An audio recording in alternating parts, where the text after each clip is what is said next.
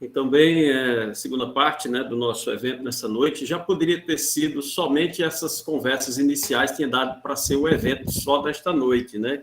Muito rico nos depoimentos de cada um. Acho que isso é muito importante para quem está aqui começando o curso, para quem já está no meio. Eu só queria ressaltar nesse momento, antes de passar a fala para os nossos expositores, uma relíquia que eu estou com ela em minhas mãos, do dia 1º de 2010. Isso aqui são textos que eu escrevi numa Sinfic, né? Escrevi numa Sinfic, para dizer que é uma memória, né? Estou até aqui com o endereço do Gmail de Mariana Araújo, tem escrito aqui nesse folheto, porque a Reiuta pediu que eu fizesse, na época, fizesse uma abertura de uma Sinfic, ou seja, por quê? O nosso desejo é que essa Sinfic fosse um resgate da cultura, do espírito da produção científica. Ele nasceu com este único objetivo, né? De fazer o exercício do pensar entre os alunos, por isso que é interna. E eu acho que eu fico muito feliz nessa volta, pedindo licença aos poetas aí, que são muito grandiosos, né? E eu rabisquei o seguinte, na época, vou reler aqui, só para introduzir essa parte. Nós todos somos filósofos quando queremos pensar. Contrário ao que se diz, pensar não é divagar. Sobre coisas sem sentido, repensando o que foi dito, criamos novo pensar. Pensar o que já foi pensado, sem ser um alienado. O filósofo é criativo, inspirado no passado, atualiza o presente, é crítico, diz o que sente, não pode ficar calado. Este espaço de partilha dos saberes construídos é importante para todos. Saber o que produzimos. O conhecimento é riqueza, pode ter toda certeza, a academia é um incentivo. Filosofia se faz quando se pode criar, fundamentado naqueles que nos ajudam a pensar. Viajando com os antigos, vamos produzindo os artigos que vamos apresentar. A palavra é uma arma, quem comanda é o pensamento. Escrevendo nossos textos, buscando aperfeiçoamento, criaremos a cultura, na escrita e na leitura, fazemos conhecimento. Era nesse espírito desse pequeno texto, dia 1º de fevereiro de 2010, né? Está anotado aqui, que esta Sinfic, eu acho que nasceu com o espírito do exercício do pensar, mas principalmente criar a cultura que a gente queria na época, eu lembro, de que nosso aluno pudesse, além de socializar as pesquisas, pudesse, né, na verdade, a gente criar uma cultura de estar nos eventos, né, de produzir, de escrever. Aí, depois de ouvir todos esses depoimentos maravilhosos aqui dos meninos, currículos até invejáveis de tamanho, né, e aí a gente fica assim, pensando o quanto aos que estão chegando tem muito incentivo uma história dessas, né, contada, repassada. Acho que ficamos todos muito felizes por esse caminho, né?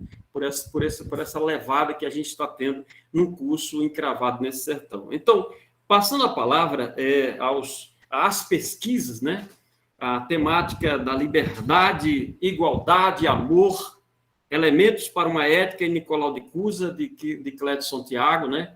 Que também a gente mantém um apreço e carinho muito grande. Tiago foi um dos brilhantes nossos alunos e continua a gente estudando toda sexta-feira, né? Toda sexta-feira. Esse é o texto de Tiago, sobre liberdade, igualdade e amor, elementos para uma ética em Nicolau de Cusa, é a pesquisa dele.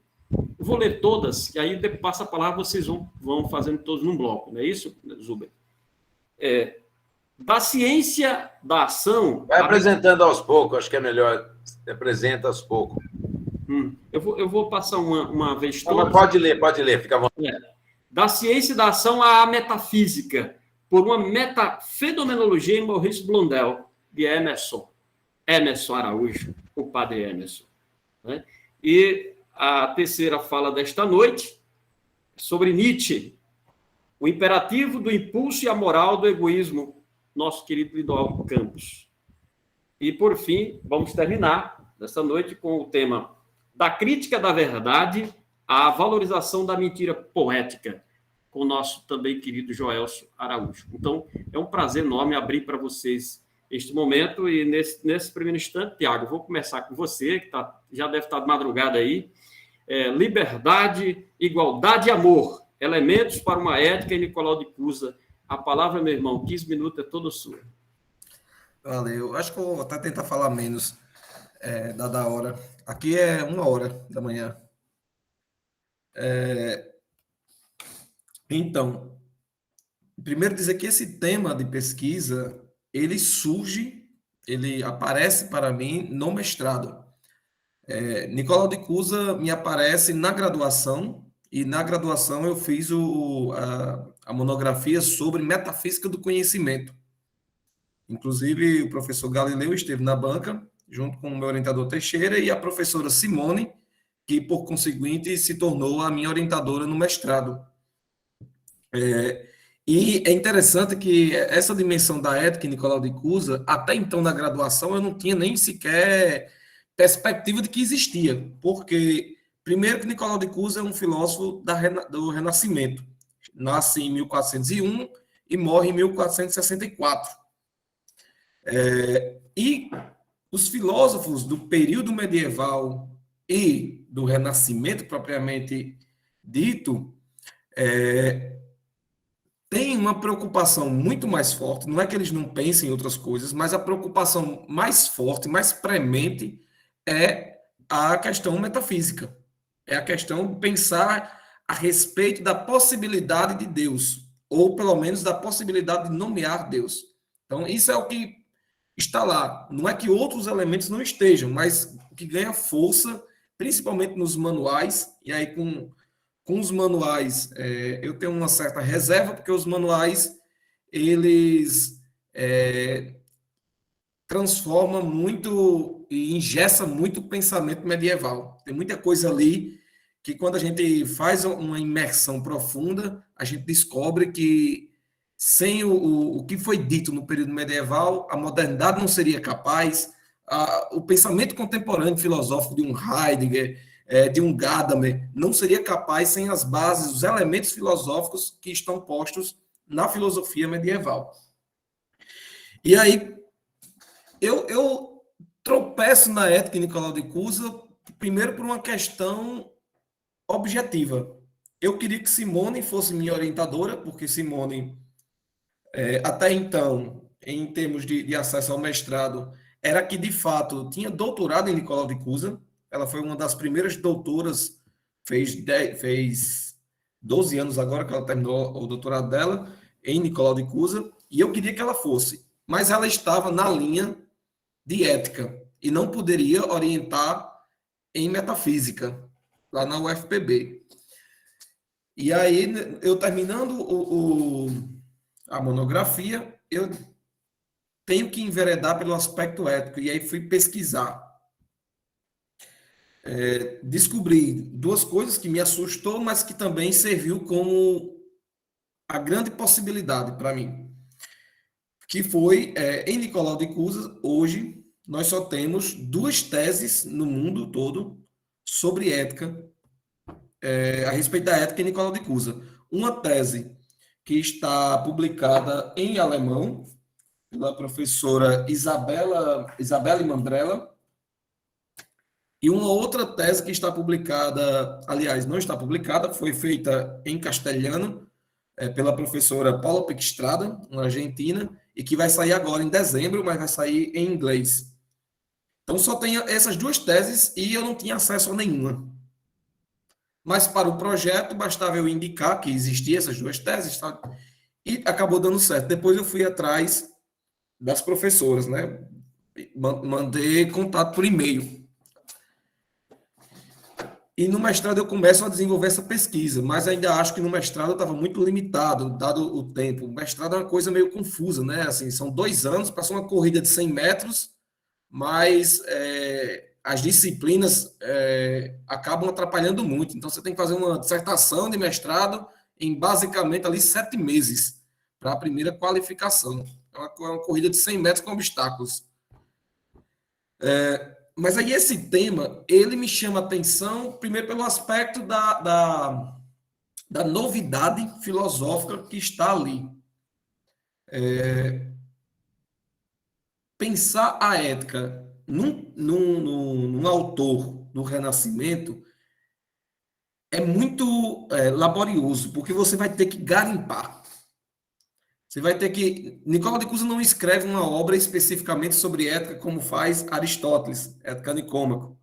Não, não tem. Então, tem que se fazer um trabalho de garimpo em quase todas as obras para se descobrir os elementos que corroboram para isso. E nesse processo de garimpar, eu descubro 3 conceitos que são muito importantes. 3 conceitos que são interpretados à luz de uma hermenêutica da finitude, entendendo o homem como imagem.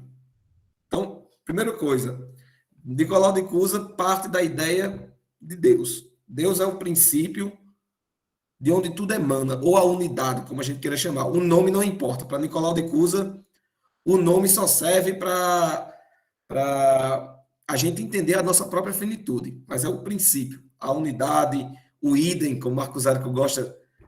Marcos Aurelius diz que filosofia é sempre pensar sobre o mesmo. Nicolau de Cusa, a uma certa altura, também pensou isso e disse que Deus é o idem, é o mesmo.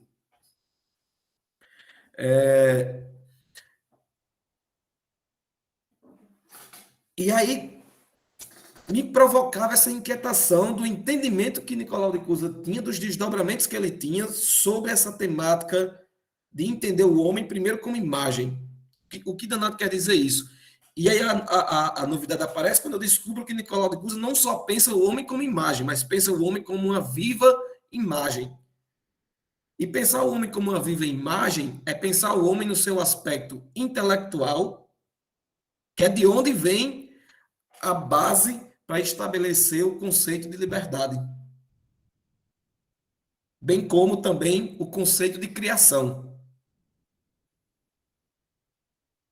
É dessa base de entender o homem como uma viva imagem de Deus, porque o homem tem um aspecto intelectual, que o homem pode ser pensado na sua livre vontade e, por conseguinte, na sua liberdade e na criação que ele também faz. Porque o homem, ele é copartícipe da criação. O homem, se Deus cria as coisas entitativamente, o homem cria conceitos. O homem cria noções. Veja, Deleuze disse isso um dia desse. Nicolau de Cusa diz isso em 1440.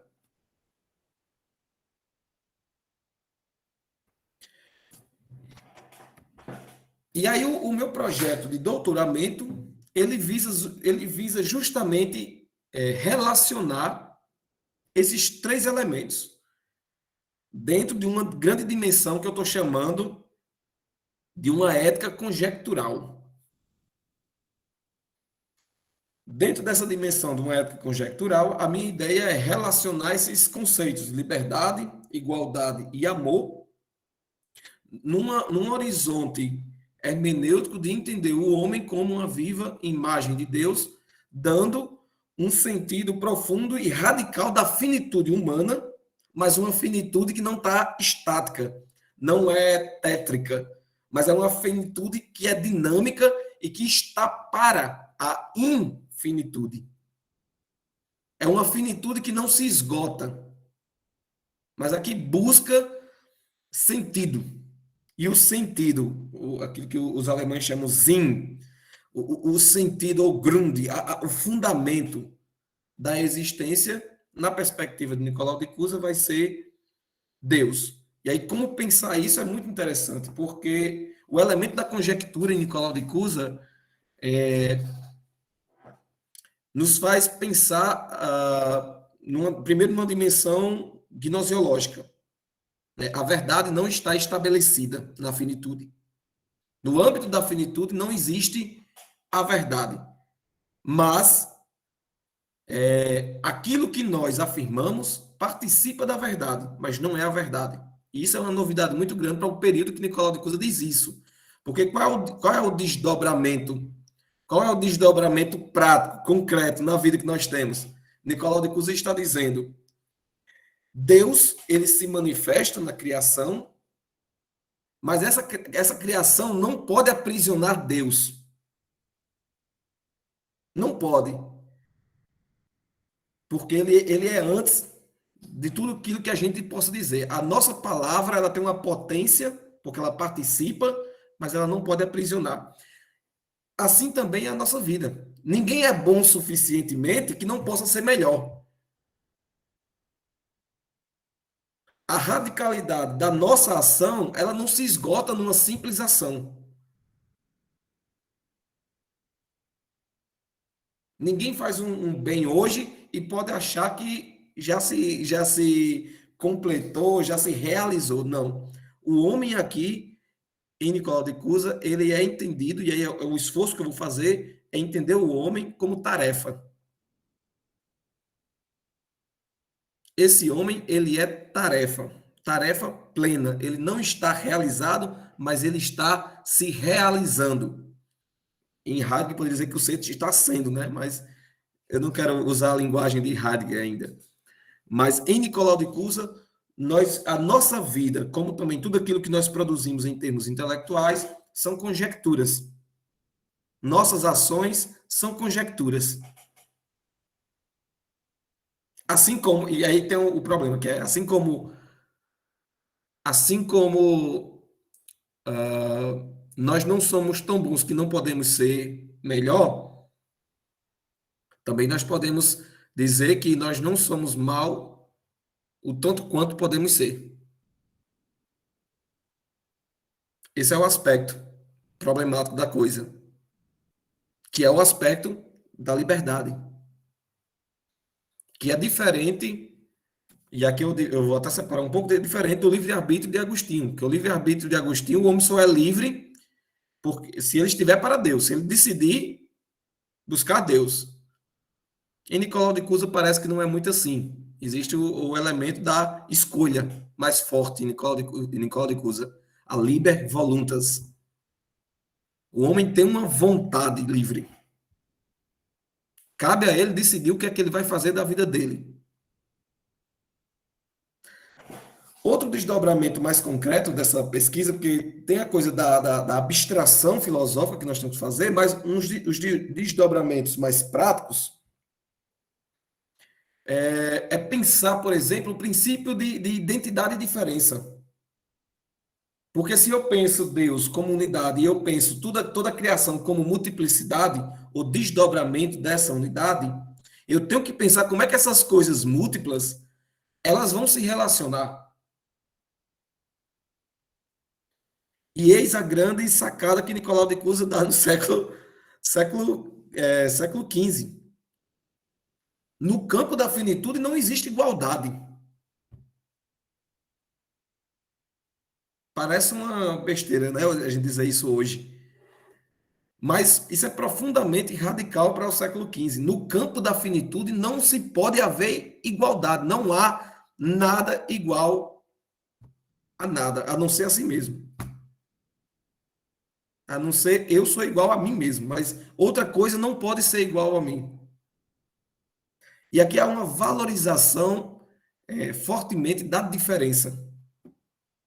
Inclusive, o meu orientador ele tem um livro em que ele trata sobre multiculturalidade a partir desse elemento da hermenêutica da unidade da diferença de Nicolau de Cusa. É um dos desdobramentos para o diálogo interreligioso que o Nicolau de Cusa provoca. Mas aí, na minha pesquisa, o meu foco vai ser pensar e explicitar que é possível uma ética conjectural em Nicolau de Cusa, tendo essa articulação da liberdade, e aí a liberdade associada à ideia de intelectual. O homem é livre porque ele tem um intelecto. E porque, por ter um intelecto, ele tem uma livre vontade. Essa vontade não está condicionada aos instintos, diferente dos outros animais que estão condicionados pelos próprios instintos. Nós temos, beleza, Deda, nós temos uma certa liberdade de escolha. Depois o elemento da igualdade, porque igualdade só no infinito. E aí no infinito tudo é um. Tanto faz Marcos Érico, uma mosca e uma abelha, é tudo a mesma coisa no infinito. Não existe pluralidade e alteridade.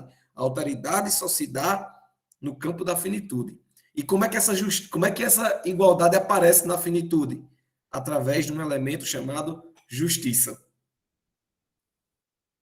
A manifestação dessa igualdade, que é infinita, na finitude, só acontece quando acontece justiça. É a única possibilidade dela se dar. E o amor, Nicolau de Cusa vai pensar na dimensão caritativa, não tanto na dimensão de dilexio ou de dileção, que aí a dileção é você escolher amar alguém, nem na dimensão do amor, que também exige uma questão de escolha, mas é profundamente numa dimensão caritativa que exige uma transformação.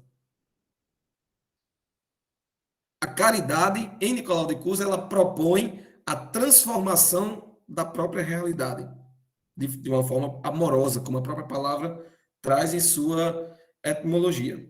E aí eu termino trazendo uma frase de Belchior, que eu acho que Belchior tem uma frase que ele sintetiza a minha pesquisa, e provavelmente ela vai aparecer, que é: amar e mudar as coisas me interessam mais. E a síntese da ética de Nicolau de Cusa é isso. É amar, mudar as coisas, mudar a si mesmo, através de um autoconhecimento, de uma posse de si, mas também de um olhar direcionado para o outro e para o mundo. É isto. Em síntese, é um pouco disso. O projeto é um pouco amplo, mas é isso. Tiago, é só um aperitivo, que isso aí tem muita coisa realmente interessante, é para a gente sentir um pouco esse caminho interessante da sua pesquisa, né? Eu estou sendo um pouco, fazendo o papel do juiz chato, botando aqui os 3 minutos para concluir, para poder dar tempo até alguém fazer algum questionamento, né, nessa noite, aos meninos, isso é muito importante. Então, agora, nesse momento, vamos passar ao tema da ciência. A gente vai logo direto ao outro tema, não é isso, Zubem? Vamos ao seguinte, então, da ciência da ação à metafísica, por uma metafenomenologia de Maurice Blondel. O nosso querido aí, Emerson Araújo, por favor. 15 minutos, viu? Ok. Então, veja, tem só uma mudançazinha no tema, Deda. O tema é da ciência da ação à expansão do ser. Aí, por uma metafenomenologia em Maurice Blondel. Veja, como a maioria não sabe, mas Maurice Blondel está situado entre o ano de 1861 a 1949 e faz parte daqueles filósofos do final do século XIX para início do século XX, né? Só para a gente ter uma ideia do contexto no qual se situa as obras de Maurice Blondel. É um forte cientificismo, a filosofia positivista, o próprio Schopenhauer, a influência de Schopenhauer, e depois as guerras, etc. Então, isso aí é um pouco do contexto. O objetivo da tese é identificar os elementos que constituem essa ciência da ação, né? Que, como metafenomenologia, essa metafenomenologia aí é a grande novidade no meu trabalho. É uma palavra nova, eu até agora não encontrei, desconheço em outras obras ou em outros comentadores de Maurice Blondel. Enquanto, como metafenomenologia, abre caminhos para a expansão do ser, por meio de uma metafísica concreta, integral e viva. Por que uma metafísica concreta, integral e viva? Porque Blondel, ele é conhecido como filósofo do concreto. Então, o concreto para ele não é a ideia abstrata do concreto, como ele diz lá numa obra posterior, Itinerário Filosófico. É o próprio concreto em si. E quando a gente pensa uma fenomenologia em Maurice Blondel, devemos deixar claro também que não é uma fenomenologia como fez Husserl, né? A fenomenologia de Blondel é a partir da experiência da vida, né? A partir da consciência que ele tem nas suas obras de que a ação é a síntese da vida. Então, fenomenologia da ação, experiência, vida, certo? A partir daí ele começa a ver todo o processo fenomenológico que se dá em torno da ação, certo? Então, isso aí é um primeiro passo, né? Então, como compreender essa metafenomenologia já num primeiro momento, né? Como aquele movimento de Blondel de ir para além da fenomenologia. Porque para Maurice Blondel, lá na L'Action, página 505, mais ou menos, tudo para ele é fenômeno, né? E essa questão me inquieta. Tudo é fenômeno. Até a metafísica também é um fenômeno para Blondel. Então, qual é a minha preocupação na tese? Certo. Pensar algo para além do fenômeno. Essa metafenomenologia. Enquanto de ir para além de uma fenomenologia da ação, vislumbrando uma metafísica enquanto concreta, integral e viva, que impulsiona a expansão do ser. Seria uma metafenomenologia de caráter ontológico. Isso está em construção, certo? Outra coisa particular na minha tese. Eu não vou me deter especificamente à primeira obra de Blondel, intitulada L'Action, ensaio de uma crítica da vida, certo? Mas eu também vou percorrer as obras do Blondel do final da vida. Se você pegar a primeira obra L'Action, você vai ver todo o processo de uma descrição fenomenológica em torno da ação, até chegar a um único necessário. Quando você vai para as obras da maturidade de Blondel, que alguns filósofos e alguns comentadores não consideram tão importantes, como Maurice Blondel já está cego em algumas delas, né? Mas para outros, essa daí constitui a principal período de Maurice Blondel. Essas obras da maturidade, que é como que ele começa a construir e se direciona para uma filosofia cristã. Isso aí nós vamos abordar mais diretamente uma obra também conhecida como O Ser e os Seres. Isso aí só para título de introdução geral. Veja, como é que eu penso também essa metafenomenologia, inclusive está já no sumário, na parte final da minha tese. A metafenomenologia como um percurso descritivo e interpretativo do exercício da finitude à infinitude. Então, essa daí é o ponto-chave da minha tese, né? A metafenomenologia como um percurso descritivo, interpretativo, que, na minha opinião, é isso que Blondel faz, na minha visão de pesquisador, interpretativo da finitude que caminha à infinitude, de forma a exercitar-se, certo? O meu percurso ele tem apenas 4 capítulos, e os capítulos têm suas ramificações. Então, o que é que eu faço na primeira parte da tese? Né? Eu vou abordar os aspectos fenomenológicos gerais dessa filosofia blondeliana. Então, eu vou descrever, eu vou tentar intuir, desde o primeiro momento, do primeiro capítulo, como é que seria uma fenomenologia nos termos blondelianos. Repito, não como Husserl, mas uma fenomenologia em torno da ação, no qual, de forma descritiva e interpretativa, Blondel percorre toda a sua obra. No segundo momento, né, aí eu quero apresentar elementos dessa ciência da ação que tanto Blondel fala. No terceiro, aí também eu apresento algo que talvez seja novo, para mim discute-se a possibilidade de se pensar uma metafísica personalista ascensional. Uma metafísica, eu não sei se eu vou dialogar com Riquet ou com Monnier, mas existe alguma coisa aí que eu vou introduzir na palavra metafísica de Blondel o termo metafísica personalista, de caráter ascensional. Ascensional aqui significa uma ascensão, justamente esse processo da finitude à infinitude. E no quarto momento, no quarto capítulo da tese, né, seria abordar diretamente a expansão do ser como fruto da aproximação entre fenomenologia, ciência da ação ou ciência do sujeito e metafísica, enquanto possibilita novos elementos para a ontologia blondeliana nos termos de uma metafenomenologia. E, a partir disso aí, o problema é identificar o caráter metafísico da filosofia blondeliana que está implicado na ciência da ação e, por conseguinte, suscita elementos que conduzem à expansão do ser e suas consequências na vida concreta humana. Essa expansão, além de ser algo na tese que será trabalhado como uma expansão de cada um dos seres, meu, seu, etc., também do encontro do meu ser com o seu ser, do outro, do encontro com o outro. E isso aí, esse encontro dos seres, né, ele tem como espelho o ser, um ser, mas que também o encontro dos seres, ele tem sua característica social. A hipótese, né, averiguar é aquela que pensar a expansão do ser a partir de uma nova ontologia existencial, descritiva e interpretativa da finitude, tendo em vista a infinitude no tocante à percepção que se tem do ser e do seu dinamismo interno.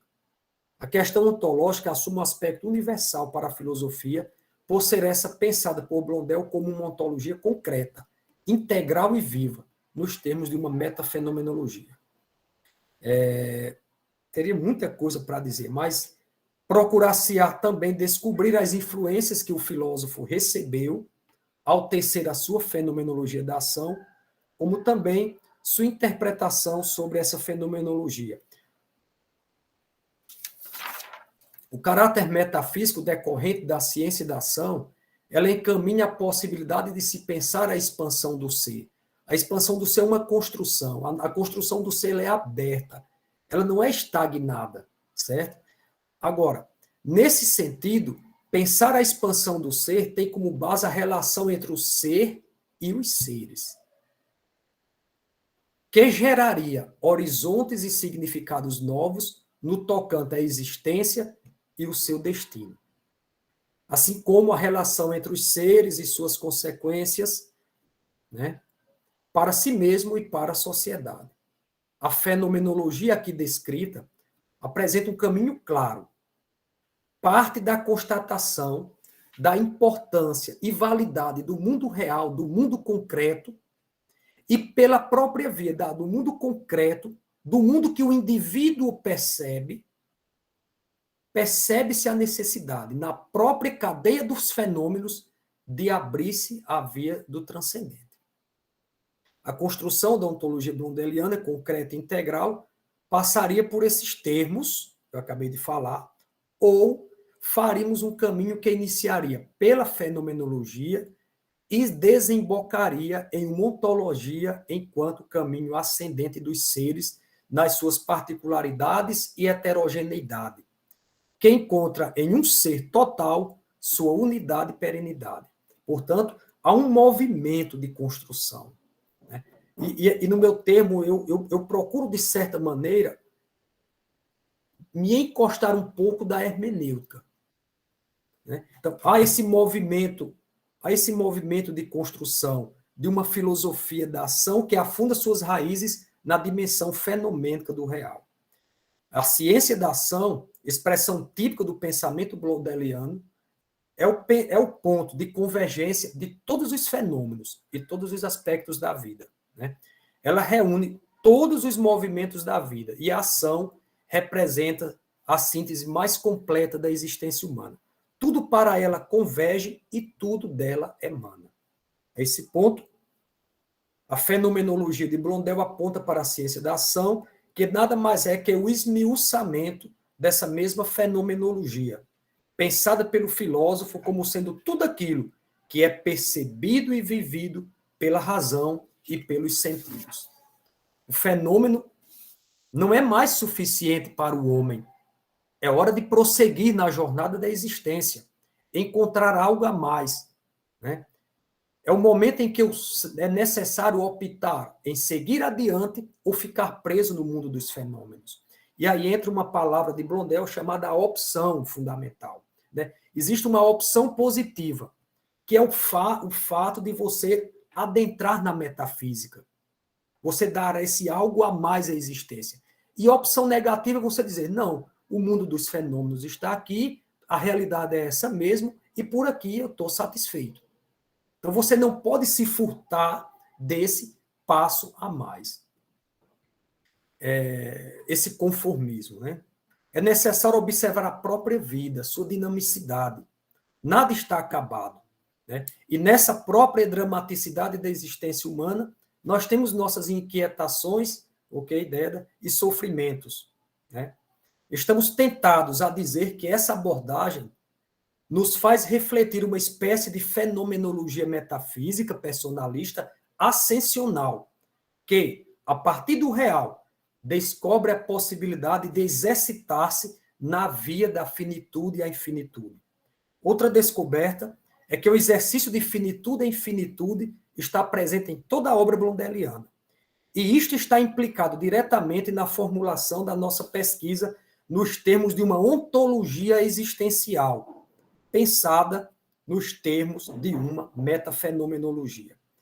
Quero apresentar, como metafenomenologia, uma ontologia da existência humana, enquanto expansão do ser, na qual se comunica o particular e o universal na perspectiva da ação. Já concluindo, para Blondel, né, cada fenômeno, seja material ou espiritual, aponta para um desenvolvimento de uma ontologia fenomenológica existencial, enquanto fruto de um movimento ascensional dos seres.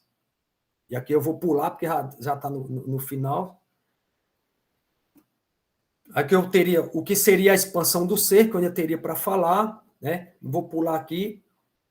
Pode parecer estarmos diante de uma metafísica personalista integral e concreta, que aponta para um acréscimo na percepção que o homem, enquanto ser, tem de si, da vida e do mundo, provocando um compromisso maior no campo das decisões e, claro, no campo da lógica moral. Essa proposta nos faz intuir que estamos diante de uma ontologia existencial de cunho fenomenológico, oriundo da percepção dialética entre finitude e infinitude. Dessa forma, tal ontologia se coloca dentro do movimento ascendente dos seres, que nos possibilitaria passarmos de uma fenomenologia para uma metafenomenologia, compreendida por nós como sendo individual, subjetiva e inesgotável, que traz consigo a dialética entre realismo material e espiritual como abertura ao transcendente. 30 segundos dela. O fenômeno conduziria a uma ciência da ação e, por conseguinte, a expansão do ser enquanto metafenômeno tal. Por fim, já concluindo, a ciência da ação como expansão do ser, pela sequência lógica das afirmações analisadas até o momento, obviamente eu pulei algumas partes, nos possibilitaria tocar na metafísica pelo caminho da fenomenologia. Existe no homem uma aspiração e um desejo infinito que ecoa, provocando-lhe a sensação de que algo lhe falta sempre. É um despertador. É o meu. 3 linhas, eu concluo. Pulando. Todos os aspectos levantados nos conduzem para pensarmos uma ontologia. Ok, terminou. O que eu tenho a dizer já disse. Tá bom, é o seguinte, está sendo muito britânico assim para a gente tentar realmente botar todo mundo para falar isso e ter algum questionamento depois, né? Agora vamos para Lindoaldo, ele vai tratar de Nietzsche, o imperativo do impulso e a moral do egoísmo. Lindoaldo, a palavra é contigo, meu irmão. Aqueles 15 minutinhos, 3 minutos antes eu dou o toque. Tá bom. Vou ler aqui a primeira parte do Zaratustra, depois eu começar. Não, pois é o seguinte, o pensamento de Nietzsche, como é que chega para mim? Eu entrei para estudar Nietzsche, eu fui para a faculdade para estudar Nietzsche. Eu já conhecia, né, já tinha lido algumas coisas aí, tinha uma aproximação, né, claro, aquela aproximação superficial de ter lido alguma coisa do Zaratustra sem entender porra nenhuma. E aí eu quero estudar Nietzsche. E aí Marcos Zuben estava lá, que era o cara que estava fazendo um doutorado em Foucault, né, que tem uma leitura de Nietzsche também e tal. E a gente se entoicerou aí para fazer, já na monografia, já trabalhei a questão do trágico em Nietzsche. E depois dela, também me indicou a professora Fernanda Bulhões, lá da UFRN, disse, rapaz, ela trabalha Nietzsche também, e eu pensando já fazer o mestrado, e também foi feito de Joelson. No último ano, eu também fui já fazer o mestrado em Natal. Então, fiquei no último ano, na graduação, né, ficava fazendo aqui, e na terça-feira eu me lembro que no último ano, justamente, a sorte é o cavalo selado, né? Na terça-feira não tinha aula, era o único dia da semana que não teve aula. Nos 2 períodos do último ano eu aproveitei para pagar 2 disciplinas, uma de manhã e outra à tarde lá em Natal. Então, num ribuliço maior do mundo, né, para poder pagar as horas no trabalho depois, foi um cabaré da moléstia. Mas aí consegui, né, e fui trabalhar com o Fernando. Ela disse, eu digo, eu quero trabalhar o Eterno Retorno. Ela disse, é muito chato esse negócio. Ih, caralho, porra, ela diz logo, né? Essa porra de Eterno Retorno, vamos falar de outra coisa aí, um negócio diferente. Eu estou organizando aqui um trabalho, um encontro sobre alegria.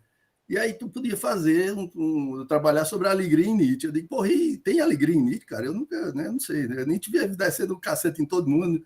Aí, acaba, tem alegria ali. Ele disse, olha, vá para casa, leia lá, você descobriu lá, deve ter. Olha, o orientador, cara, é um negócio fascinante, porque esses caras têm, né, assim, um tino muito aguçado, né, para realmente dizer, pegar ali muito cirúrgico, né, vai mesmo na ferida. Então, assim, como o Zubem, a gente sempre nas conversas, prestem atenção, estou dizendo aqui para os alunos aí, prestem atenção máximo, cala a boca, né, e escuta o orientador, escuta o professor, cara. Porque tu tá ali, bicho, tu tem que, não pode perder o tempo, tu tá falando de tu mesmo e não sei o que lá, e a minha pesquisa, e o cara é viado, o cara já conhece isso tudo aí, já passou por cima, já tá de saco cheio já desse negócio. Então aproveita o momento, os poucos minutos, pouco tempo que a gente tem com o orientador para escutar. E Fernanda, ela era muito cirúrgica mesmo, ela disse, fala sobre a alegria, isso no mestrado, né? E eu vim, bicho, na Jardinense, que já é um terror, a gente já devia ganhar uns pontinhos lá, porque de Jardinense é foda, mas aí, quando eu vim, aproveitei, fui pensando e eu quis desistir. Mas quando cheguei, encontrei um camarada chamado Clément Rosset, né, que tem um livro chamado Alegria e tal, sobre a alegria em Nietzsche. Alegria é a força maior. E aí, quando eu peguei esse livro, aí abriu para mim, cara, o campo. Eu digo, rapaz, tem alegria em Nietzsche. Aí comecei a pesquisar, Galileu, cara, me ajudou demais nesse período, porque ele me indicou um site que tem a obra completa de Nietzsche. Né? Tá lá em alemão, mas o cara bota o nome Alegria, você vai lá no Google Tradutor, bota Alegria em português, pega em alemão, joga lá no site e sai se virando e vai atrás no livro, ver aqui onde é que você encontra. E aí realmente consegui fazer a dissertação. Quando terminou, eu digo, pronto, Fernanda, agora eu quero estudar outro tema. Ela disse, o corpo. Vai estudar o corpo, cara, que o corpo em Nietzsche é um negócio bacana da porra. E aí realmente foi outra descoberta maravilhosa, né? É nesse sentido aí que eu fiz a tese, é em cima da questão do corpo, o corpo em Nietzsche, né? Que para mim, é o elemento fundamental, é o fio condutor, a partir do qual Nietzsche faz essa crítica toda à metafísica dogmática, que ele chama, né? E essa questão do transmundano, do palavreado todo aí, da questão da metafísica dogmática, né? Então, a partir do corpo, realmente, assim, abriu um leque assim, muito grande também para essa discussão. E aí é justamente o que eu coloco aí no título, né? O imperativo do impulso, que para Nietzsche, o impulso soberano, como eu falei ali antes, nós somos formados por impulsos, né? O corpo é uma configuração de impulsos, e dentre eles há um impulso soberano. E é esse impulso que é o que você é tornar-se o que se é, tornar-se esse impulso soberano. E aí esse impulso tem um imperativo, como é um contraponto que Nietzsche faz ao imperativo categórico kantiano, puramente racional, né? E Nietzsche vai dizer esse imperativo do impulso é um imperativo irracional, é um imperativo poético, né? Ele fala, inclusive, numa razão poética. Ou seja, a partir daí, então, Nietzsche coloca toda essa questão do crepúsculo dos ídolos, que é a derrocada das verdades, né? Da religião, da moral, da arte, ele sai colocando a partir dessa ideia do corpo. E a ideia do egoísmo, que é porque eu faço a tradução do impulso fundamental, que ele coloca lá no discurso Desprezadores do Corpo, como sendo o Selbst. E eu traduzo o Selbst por ego. Eu coloco lá Nietzsche sem freudismo, né? Eu não posso ler Nietzsche através de Freud, que ele é anterior, e a partir daí eu traduzo por ego, e chego à ideia de egoísmo, né? Que é a ideia que combina demais com o que Foucault chama de cuidado de si.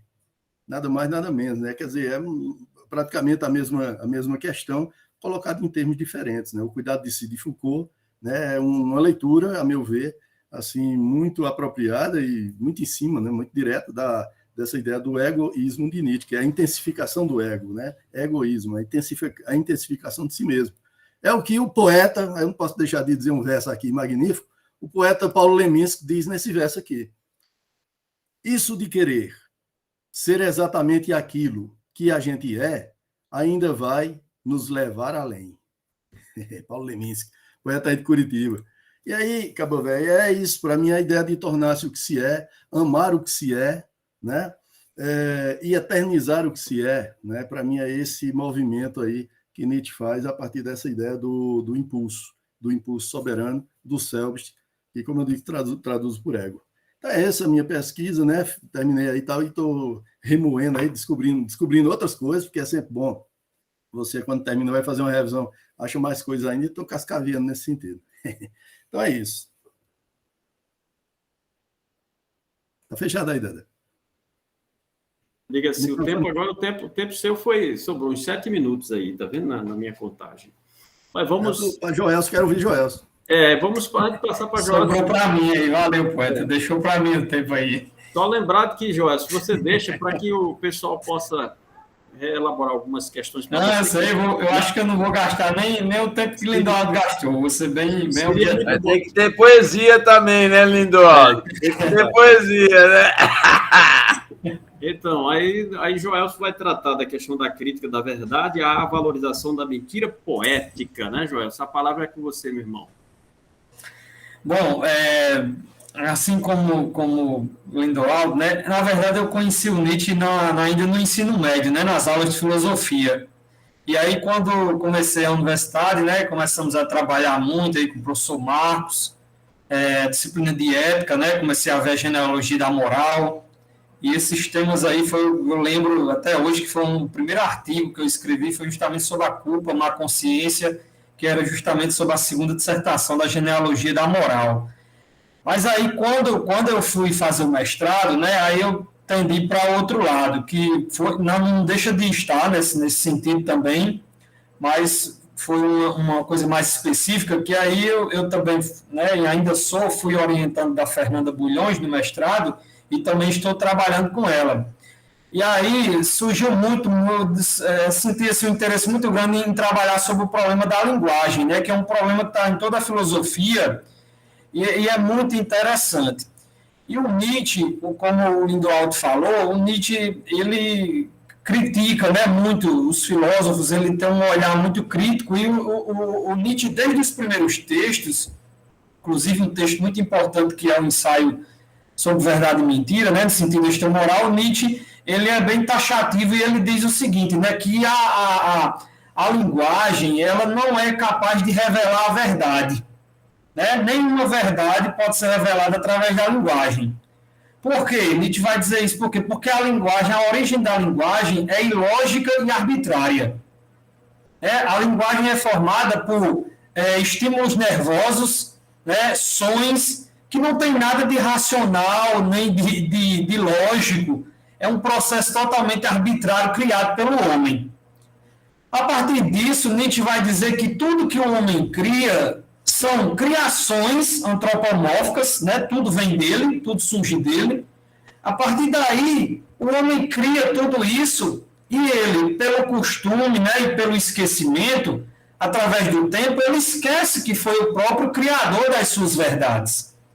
O que é que acontece? A partir disso, o homem começa a esquecer que ele criou a verdade e passa a crer que a verdade ela nasce e ela é por si mesmo algo seguro que o homem pode confiar e que já existe desde sempre, né? Ele esquece que a verdade foi sua criação, sua, né? Que ele criou a partir dele, né? Ela existe a partir do homem. Então, a partir dessa noção, dessa crítica da ideia de verdade, o Nietzsche vai elaborar uma compreensão, que aí é o objetivo central da minha tese, né? Nietzsche vai elaborar ao longo não só dos textos do primeiro período, que é da juventude, mas ao longo de toda a sua obra, Nietzsche vai desenvolver uma compreensão sua da mentira, né? Do que ele chama de mentira. É uma compreensão que Nietzsche não vai bater, ou seja, ele não vai travar uma luta com outros pensadores da tradição filosófica sobre o conceito de mentira. Por exemplo, ele não vai travar uma discussão, por exemplo, com a noção de mentira estabelecida por Agostinho, por exemplo, que é uma das principais da filosofia, né? Agostinho diz que a mentira é aquela quando você tem a intenção de enganar. Quando o homem tem a intenção de enganar, ele pode até fazer algo com alguém, algo ruim, mas se ele não tiver intenção, então para ele não é uma mentira. Nietzsche não vai entrar nessa linha, né? Nietzsche vai entrar no sentido, não é a mentira no sentido moral, esse sentido pejorativo que a mentira tem de prejudicar alguém. Não é a mentira enquanto logro, algo que tem essa intenção de enganar, de prejudicar. Não, Nietzsche vai trazer a mentira num sentido muito mais amplo. Para ele, mentira vai significar justamente todo esse processo criativo que o homem tem a partir da linguagem. Só que isso não é tudo, né? Não é o bastante, porque Nietzsche vai dizer que o homem conhece ao inventar e inventa ao conhecer. Todo o processo cognitivo ele é inventivo, ele é criativo. Embora muitas vezes o homem esqueça disso, mas é criativo. Isso vai estar também nesse texto sobre verdade e mentira. Né? Nietzsche cria uma fábula muito bonita para ilustrar esse texto, e ele diz que o homem é um animal inteligente que criou o conhecimento e tal. Só que, no último período da sua filosofia, Nietzsche vai aprofundar essa questão, porque ele vai dizer que há mentiras que são boas ou que servem à vida, e tem mentiras que prejudicam a vida. E aí vai estar um dos objetivos principais da minha tese, que é responder essa questão, dizer quais são as mentiras necessárias à vida, né? Para Nietzsche não há verdade, o que há são mentiras. Mas há mentiras que prejudicam a vida, há mentiras que para ele são necessárias. Quais seriam essas? Por exemplo, para Nietzsche vai dizer que o cristianismo, né, ele criou várias mentiras, inclusive a noção de virtude, a noção do pecado, são mentiras criadas pelo cristianismo para esconder o que realmente o homem quer. Isso tem um pouco a ver com essa moral egoísta que o Lindoaldo falou.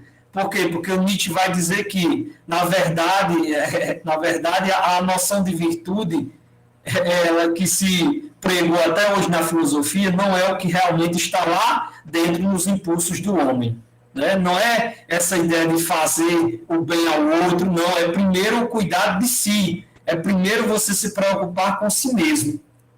Então, vejam só, a partir disso, Nietzsche também, não só o cristianismo, mas Nietzsche vai dizer que a filosofia, ela se tornou, por vezes, uma filosofia moral, que não reconhece que os seus discursos ou as suas criações, elas são todas baseadas numa teia gramatical, num sistema gramatical, que o homem esquece que toda essa gramática, tudo isso foi construído pelo próprio homem. Então, Nietzsche vai dizer que os filósofos confiaram demasiadamente na linguagem. Confiaram ao ponto de dizer que tudo aquilo, aquelas verdades, aquelas teorias já existiam desde sempre.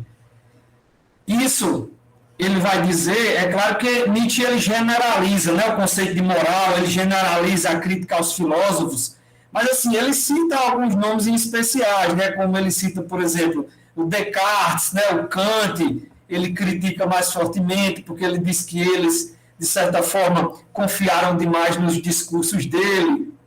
Por exemplo, ele diz que o Descartes, né, foi muito fácil dizer penso, logo existo, né, chegar a uma verdade imediata, quando, na verdade, ele estava confiando apenas num jogo de linguagem, nada além disso.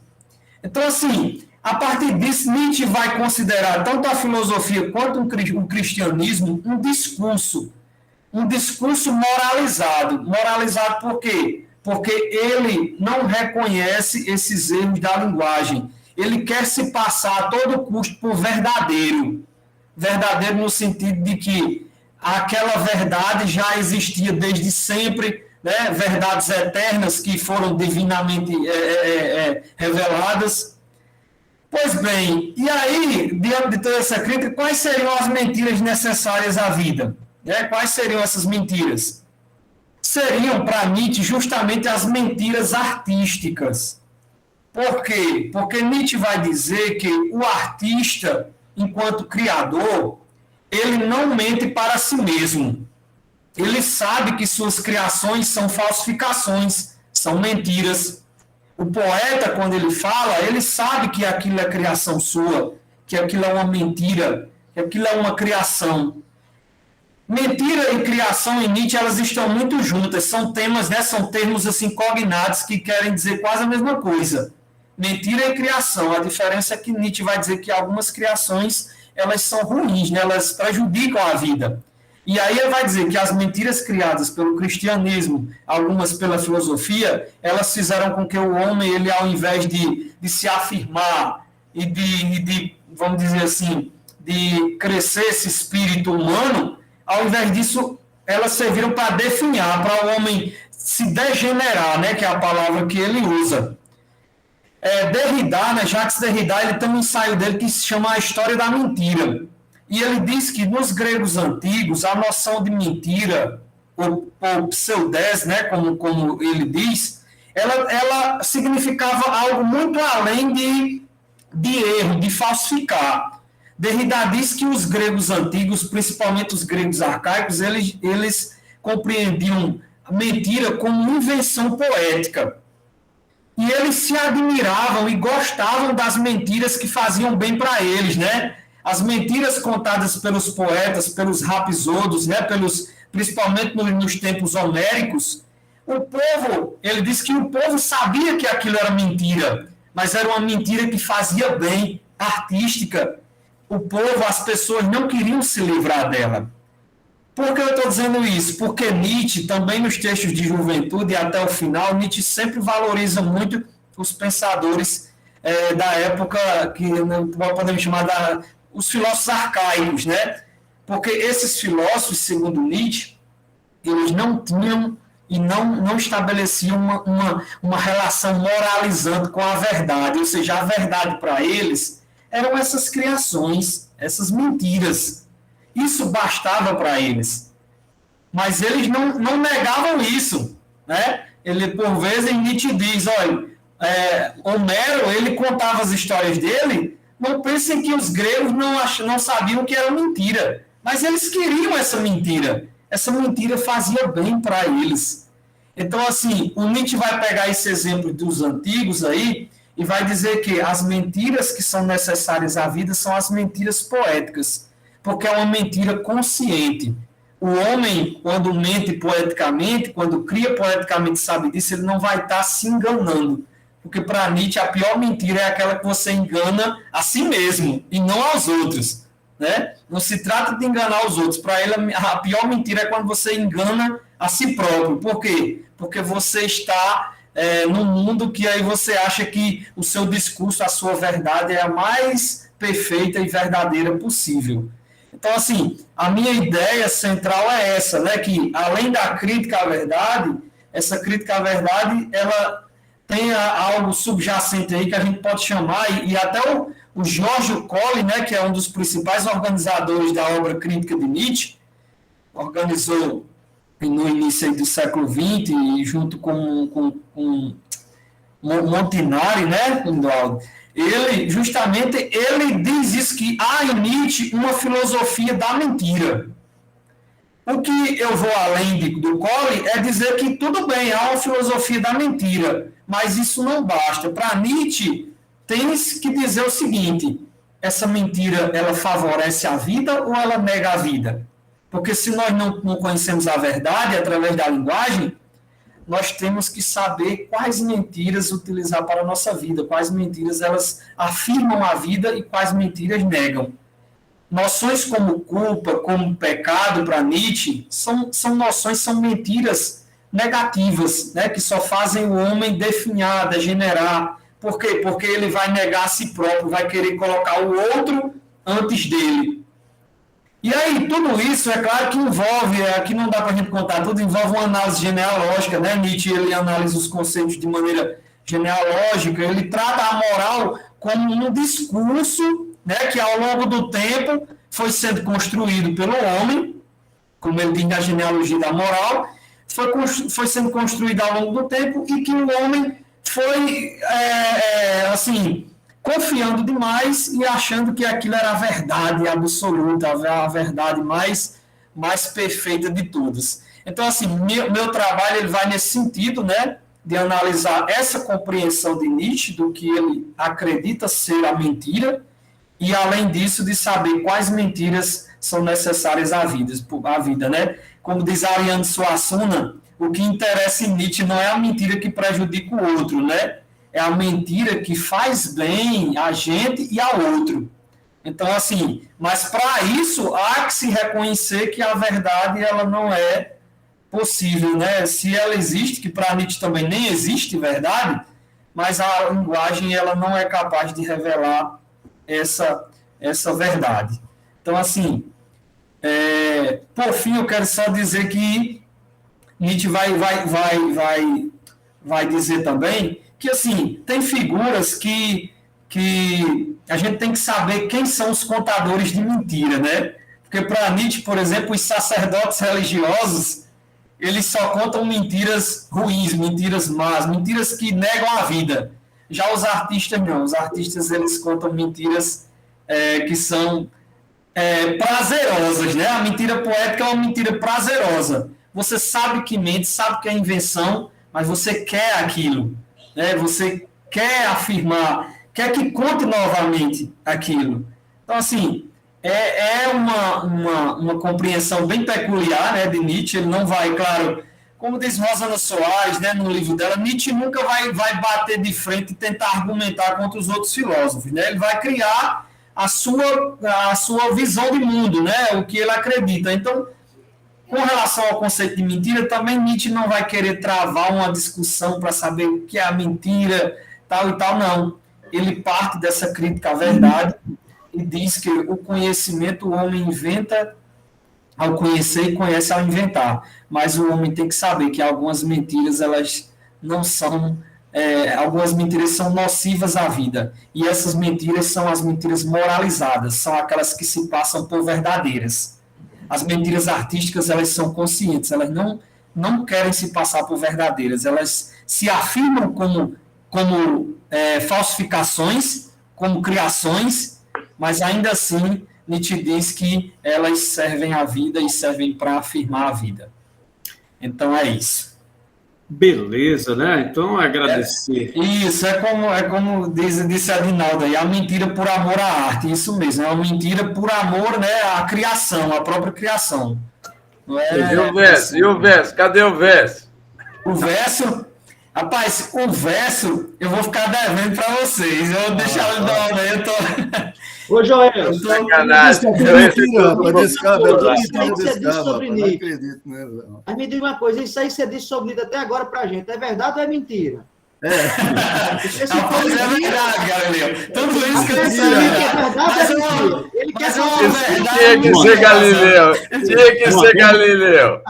Vamos botar ordem aqui na plateia.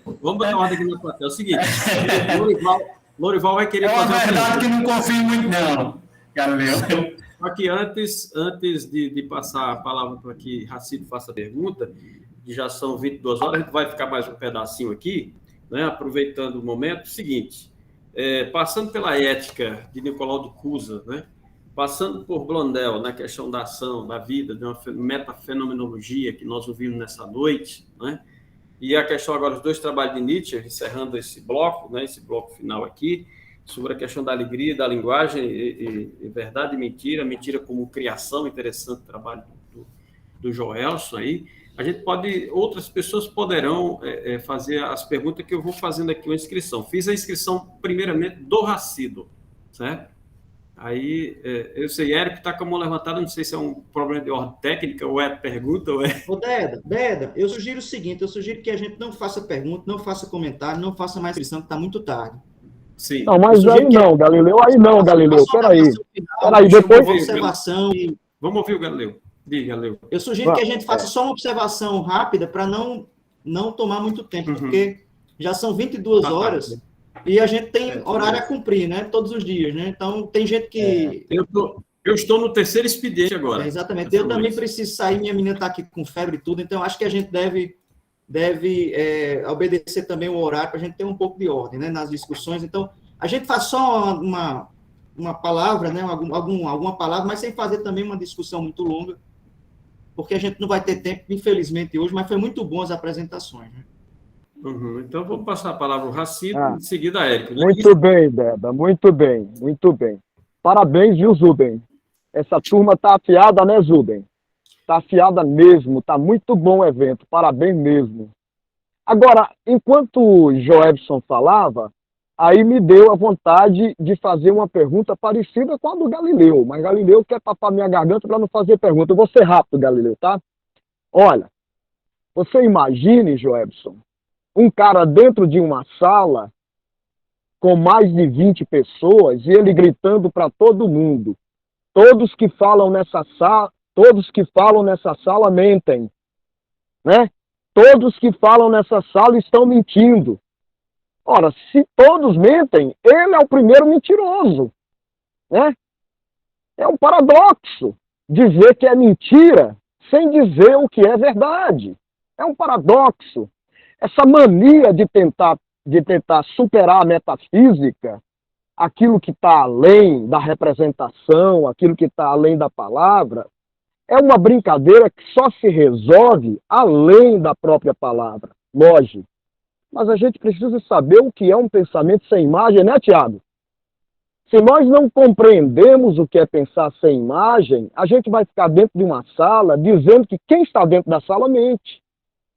E aí é melhor calar, porque quando a gente diz isso, há um paradoxo, né? E esse paradoxo diz: nós estamos mentindo ao dizer isso. Aí a brincadeira se torna maior. Eu vou exaltar para o Lindoaldo, aquele marginal que está lhe ensinando a se tornar a si mesmo, fez algum efeito no seu estudo sobre Nietzsche, Lindoaldo? Quem é o marginal? Aquele marginal para-acadêmico que, embora tenha vários prêmios de filosofia, né, e é doutor em filosofia, eu estou falando dele mesmo. Eu acho que você gostou daquela leitura, mas isso é conversa para inbox, né? Com certeza. Quanto ao Tiago, olha, as três escolas, a libertarista, a determinista e a compatibilista, já discutem profundamente o problema de se é possível ou não criar uma realidade a partir de uma pretensa liberdade individual. Não, isso é só um elogio. Eu vou seguir o conselho do Galileu, a gente já está muito adiantado. Então fica só aí como uma cutucada mesmo, né, Jefferson? Fica só como uma cutucada. A gente está dentro de uma sala. Tá vendo aí? No final ele concordou comigo.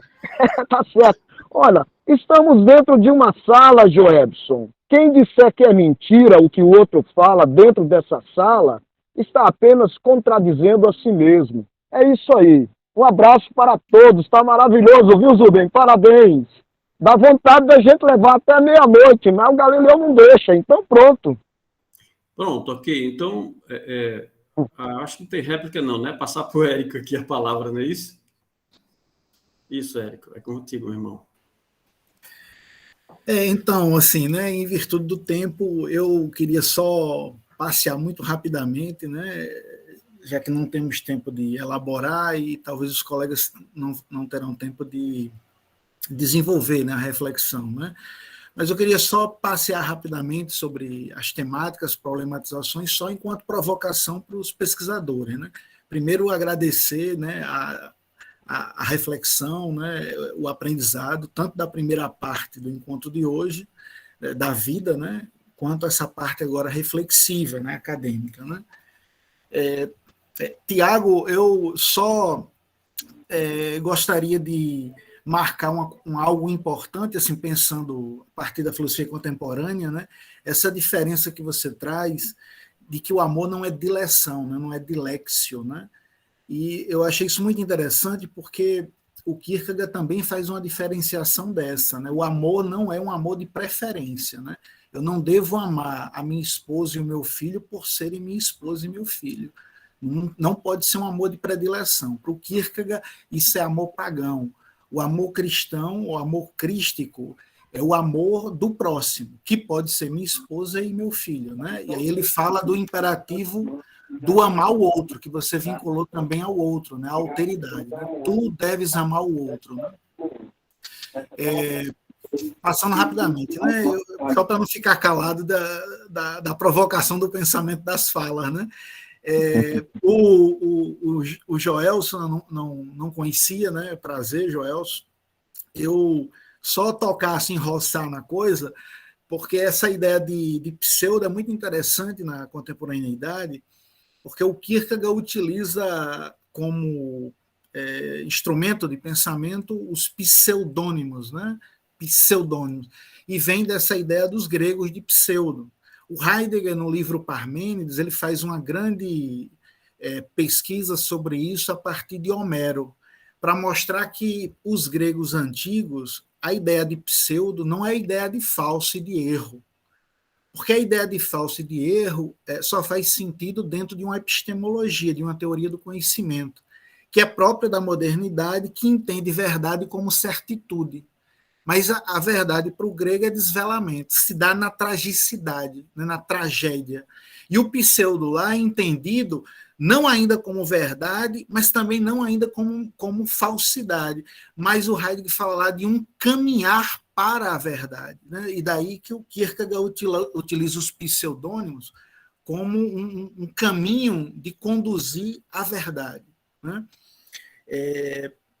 E aí o tempo, né? Só a Emerson e Lindoaldo, só a provocação aí para vocês, né? Desculpa estar estendendo, mas rapidinho. Do Emerson, pelo que eu entendi, Emerson, a tese, a ideia da metafenomenologia é propor uma ontologia existencial de cunho fenomenológico, né? Bom, não tem tempo disso, né? Mas eu fiquei só anotando aqui, porque você falou que ela tem um caráter ontológico, e aí eu fiquei... que sentido tem a palavra, né, ou o conceito de metafenomenológico, de metafísica. Então, eu fui acompanhando, você falou que é de todo fenômeno, né? Então, propor uma ontologia existencial, como Heidegger propõe uma ontologia fundamental para, de algum modo, superar a fenomenologia russeliana, então significa que quer, de algum modo, sair de uma ideia tradicional de fenomenologia. Agora, o que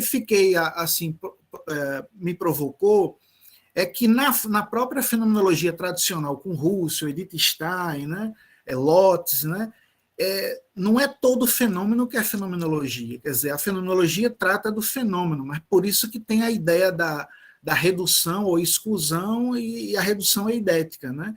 Que é o que Edith Stein chama de chegar no fenômeno coisa. Por isso que percepção de fenômenos ainda não é empatia, né?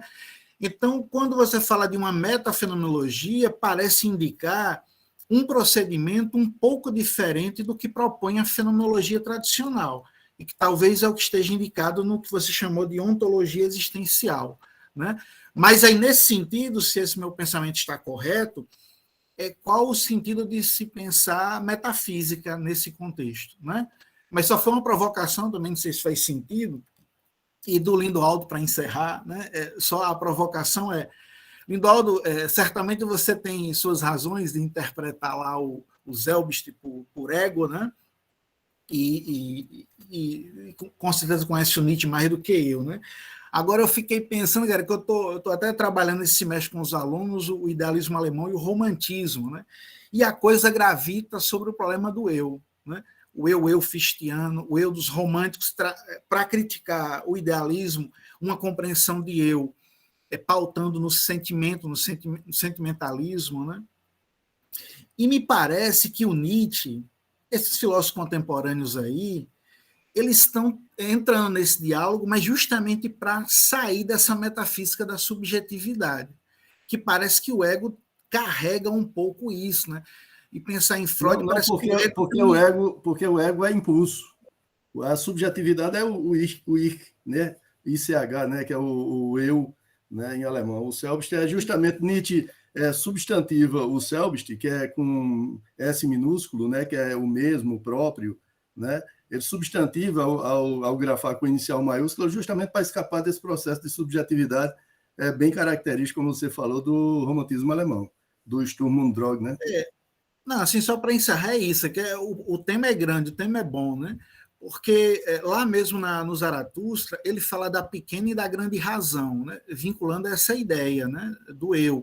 E lá mesmo ele fala do eu, né? O Ich, e fala do Selbst. Ele usa os dois termos em alemão. Né? Em alemão ainda tem outra palavra para dizer isso, que é o Eugen, né? Que é o próprio. Né? Então, eu acho que são modos que esses pensadores contemporâneos estão querendo pensar, né, o homem, a subjetividade do homem, mas querendo se livrar de um compromisso metafísico. Né? Aí essa só foi a minha provocação, quer dizer, trazer para o ego a interpretação do ego e não na perspectiva do Eugen ou do Selbst, né? Ou o ego como Selbst, né? Não recairia naquilo que o próprio Nietzsche está querendo escapar, né, da tradição, né? Mas é só uma provocação, né? É só para dizer como foi bom a noite de hoje, né? Agradeço demais, né?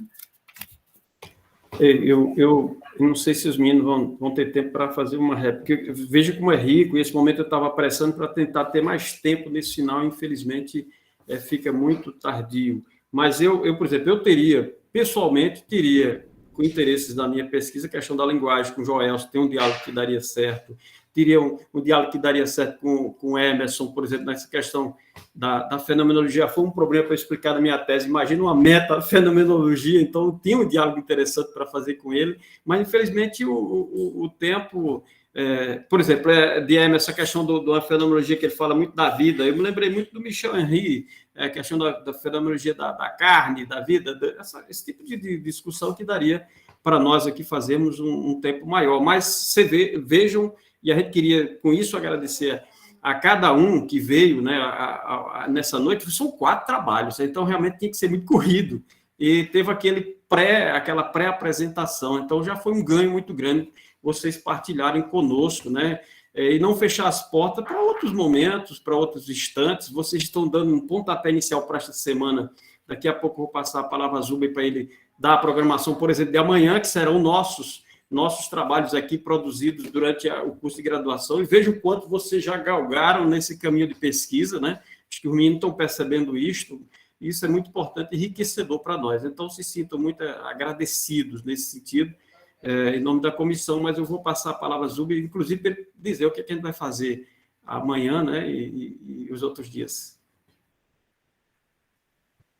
Sim, eu acho que a gente poderia fazer uma rodada final, né, que seria das considerações finais de cada um dos convidados. Aí eles podem, se quiser falar alguma coisinha, né, dar um pitacozinho do que foi dito. Boa, realmente. boa.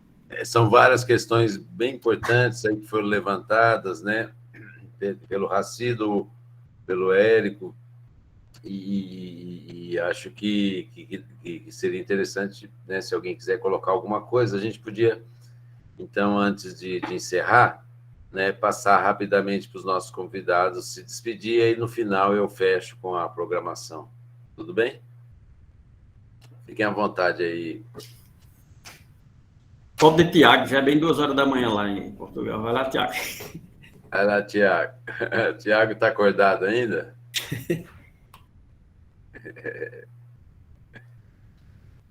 Estou sim. Só agradecer, dizer, com o Marcos a gente vai ter muito tempo ainda de conversar, e eu acho que dizer aos alunos que a pesquisa é um processo. A gente que está envolvido com isso, a gente aprende a primeira coisa é que a água do rio está correndo, então tudo está mudando. O que a gente disse hoje, amanhã já não pode ser já outra coisa, porque a gente vai lendo, vai descobrindo outros caminhos, vai vendo que aquele caminho que a gente pensou de início não é aquilo. E o bom da pesquisa é isso, né? Acho que um dos conceitos que eu mais gosto da filosofia é entendê-la como abertura. Filosofia é estar nesse processo de abertura, é estar na travessia, é estar sempre a caminho. Nicolau de Cusa tem uma expressão que eu acho muito bonita para dizer, quando ele tenta nomear Deus, ele tenta buscar um nome que não seja substantivo, justamente para evitar nomes que sejam nomes ídolos, que fixem o olhar. Para ele, o nome tem que ser um caminho, porque um caminho não é o nome da cidade, mas conduz a ela. E isso eu acho muito bonito. E aí a filosofia é isso, é um caminho.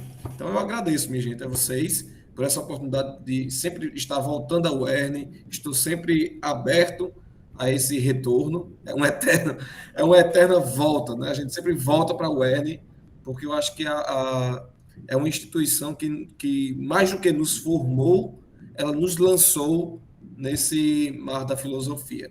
Então, obrigado aos professores, a Zubin, especialmente pelo convite, e a própria instituição, e parabenizar vocês pela resistência que vocês fazem.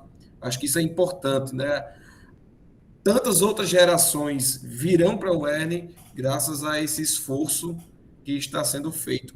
Plantamos a semente hoje, mas daqui a um tempo outros estarão colhendo. Obrigado a vocês todos.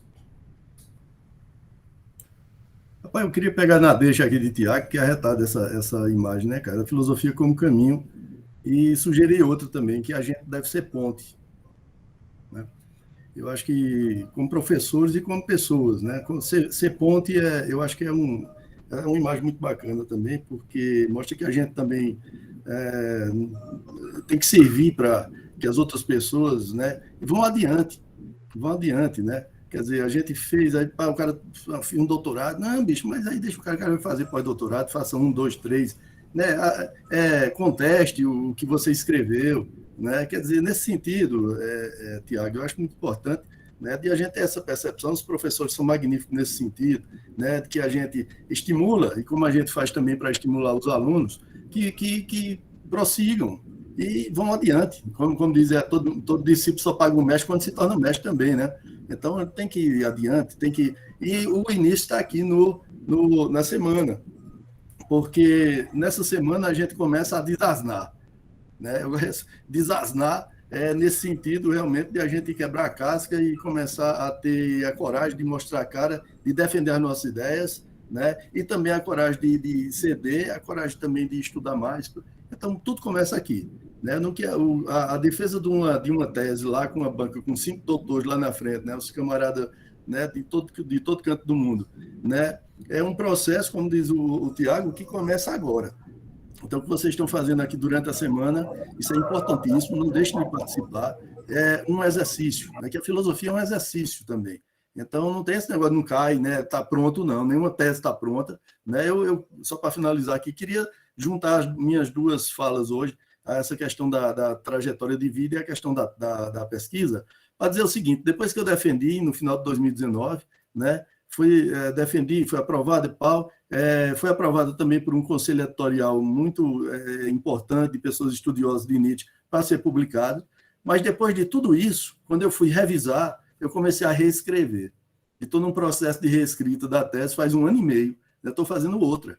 Então, isso para mim é magnífico. Eu acho isso, sabe? O que seria para alguns estraçalhador, né? O cabagoninho maior do mundo, doido para publicar aquela coisa toda.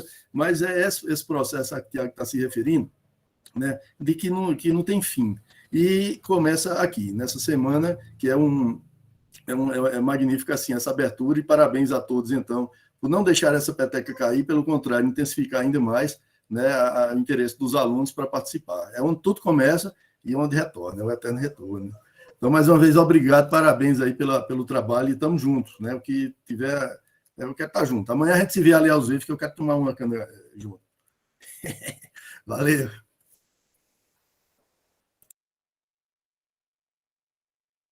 Acho que eu vou falar. Emerson, fala por último. Pode. Emerson.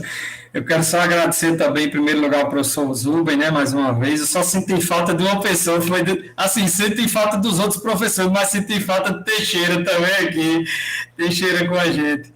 Esse entoiceramento aqui como o Guilherme do Alto. Gente, mas eu quero agradecer a você e dizer, quando eu entrei ao UERN, né, não tinha nem 18 anos ainda, eu tinha 17 anos, 17, 6 meses. Hoje eu estou com 31 anos, mas eu quero dizer para vocês que tenho muitas dúvidas na minha vida, mas uma das certezas que eu tenho maiores é que eu tomei a melhor decisão da minha vida foi ter feito filosofia. Até hoje eu tenho essa certeza, e que se não fosse a filosofia, hoje eu poderia estar melhor de vida, ganhando mais dinheiro, mas eu tenho certeza que não estaria assim, numa condição, vamos dizer assim, intelectual, espiritual, como eu estou hoje. A filosofia me ajudou bastante. Então, eu só tenho a agradecer a todos vocês aí. Prazer conhecer o professor Marcos Érico também, que eu não conhecia, eu ouvi falar muito. Giliardo fala muito do professor Marcos Érico quando eu converso com ele.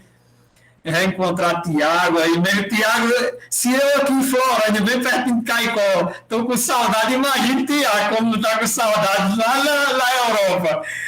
Então é muito bom, sempre, a gente sente saudade, é sempre bom estar aí com vocês, estar participando. Então, sempre que quiserem, estou de pé e à ordem aí no que precisarem, tá bom? Valeu. Pronto, chegando ao final. Ainda uma observação, Marcos Érico, essa questão do conceito de metafísica e metafenomenologia é um dos desafios que eu tenho pela frente. Então, isso aí, eu tenho que precisar melhor isso aí. Eu queria encontrar um termo que eu conseguisse sair além da metafísica, certo?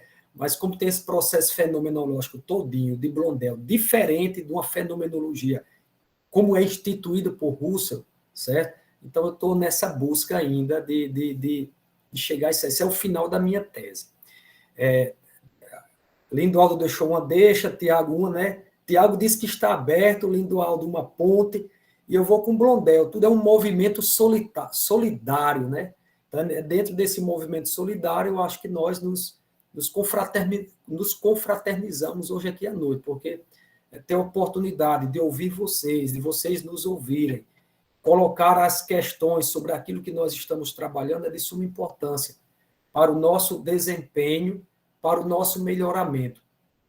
E eu também queria que Galileu, enquanto doutor, e Maurice Blondel, se ele pudesse fazer as observações daquilo que eu falei aqui, mandar para mim por escrito, ou até mesmo pelo WhatsApp, eu agradeceria bastante. Meu amigo, você vai ter que me pagar muito caro por isso ainda. Orientação aí. Eu acabo de falar. Está tirando a casquinha, Galileu. Está tirando a casquinha, Galileu, aproveitando. Ele pensa que é assim. Mas, obrigado. Cobra, Galileu, cobra em dólar para ele. Sela no cavalo, é assim mesmo. Mas obrigado a todos pela oportunidade, boa noite, e estamos aí. Beleza, gente? Muito bem, estamos então encerrando aí o nosso primeiro dia. Gostaria de agradecer muito os nossos convidados especiais, né? Acho que foi uma noite muito, muito intensa, muito filosófica, muito proveitosa para todos nós, né? Que acho que juntar, a filosofia está sempre muito junto à questão da trajetória de vida e o próprio filosofar, né? Eu acho que a mesa hoje, a noite hoje, mostrou bastante isso, né? Como a filosofia está entranhada existencialmente, e isso é inseparável. Então, eu gostaria de agradecer muito. Só para informar, então, que nós continuamos amanhã, né, com a programação. Nós teremos às 19 horas, né, Ética e Estética, a origem do mal em Santo Agostinho, com a Geisa, análise do prólogo e da primeira dissertação da genealogia da moral de Nietzsche, com Joab, o ato filosófico como música primordial, filosofia e patos musical no nascimento da tragédia de Nietzsche, de Samuel Aminon. Depois nós teremos, depois do intervalo, uma mesa bem aristotélica, né? Metafísica e discurso em Aristóteles, com os sentidos do ser na metafísica de Aristóteles, do Renan Filho, o conceito de ser e seus muitos significados, Natan Fernandes, e dialética e outros tipos de discurso em Aristóteles, Zé Fernandes.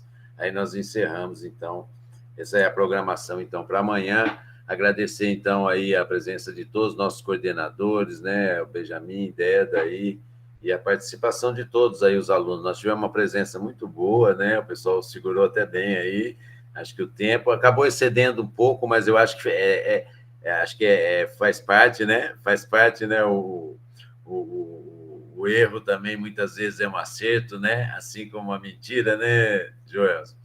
Né? Então, a gente já também erra, às vezes, no tempo, mas foi porque foi muito bom e todos quiseram estar acompanhando até agora. Agradecer muito aí, pedir para que todos, então, continuem acompanhando nosso evento, que vai até quinta-feira. Obrigado aí por todos aí. Um abraço, boa noite. Fiquem bem aí. Um abraço. Boa noite. Boa noite a todos. Obrigado a Newton também, nosso secretário. Boa noite, pessoal. Boa noite, Newton. Obrigado. Valeu. Tchau. Vai dormir, Tiago. Vai dormir, Terceiro Tiago. expediente. É o Galileu. terceiro expediente de Newton também. Newton, para de gravar. O Galileu censurou o Racido, viu, Deda? Essa é a verdade. Galileu,